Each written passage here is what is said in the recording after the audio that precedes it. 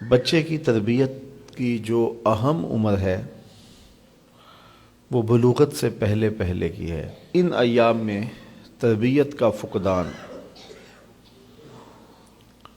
ان کی شخصیت کو نامکمل کر دیتا ہے۔ تربیت کی بنیادیں ماں باپ ہیں، معلمین اساتذہ ہیں، منبر و محراب ہے اور ہمارا معاشرہ ہے۔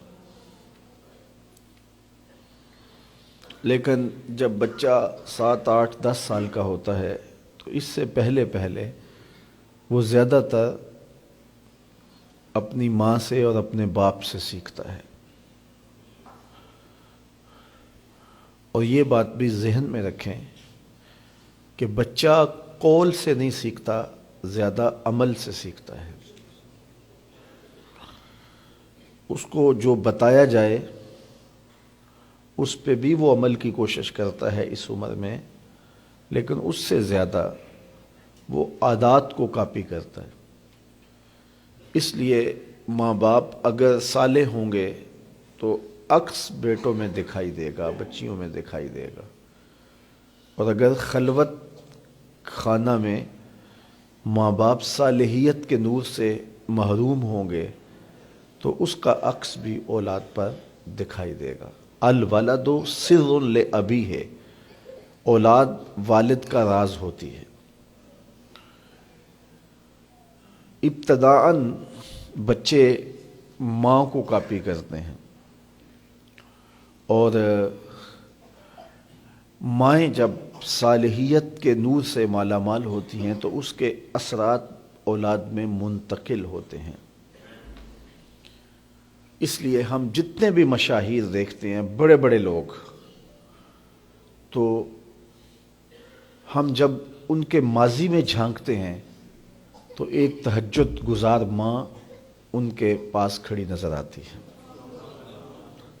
حضرت خواجہ قطب الدین بختیار کاکی علیہ رحمہ جب درسگاہ میں داخل ہوتے ہیں اور استاد انہیں سبق پڑھاتا ہے، بیٹا الف لام میم پڑھو، تو بیٹا سارا سپارہ زبانی سنا دیتا ہے۔ تو وہ استاد سمجھا شاید پہلا پارہ حفظ ہے، تو دوسرے پارے سے سیقول الصفحاء سے سب کا آغاز کرتا ہے، تو بیٹا وہ بھی سارا پارہ سنا دیتا۔ تیسرے پارے سے، چوتھے پارے سے، حتیٰ کہ 14 پارے حضرت قطب الدین بختیار کاکی اپنے استاد کو سنا دیتے۔ کہا کہ استاد جی مجھے 15ویں پارے سے شروع کیجئے۔ تو استاد کہتا ہے بیٹا جس درسگاہ سے 14 پارے حفظ کیے تھے باقی بھی وہیں حفظ کر لیا جاتا۔ تو بیٹا بولتا ہے کہ میری ماں 14 پاروں کی حافظہ تھی، اور جب صبح اٹھتی تھی کوئی کام بعد میں کرتی تھی، پہلے 14 پاروں کی تلاوت کر لیتی، اور مجھے بچپن میں سن سن کے یہ پارے حفظ ہو گئے ہیں۔ تو ماں ایسی ہو تو پھر بیٹا قطب الدین بختیار کاکی ہی بنے گا۔ اور آپ جانتے ہیں کہ آج اولیاء میں جو نام، جو مرتبہ، جو مقام حضرت شیخ عبد القادر جیلانی رضی اللہ تعالی عنہ کو ہے وہ کسی اور کا مقسوم نہیں ہے۔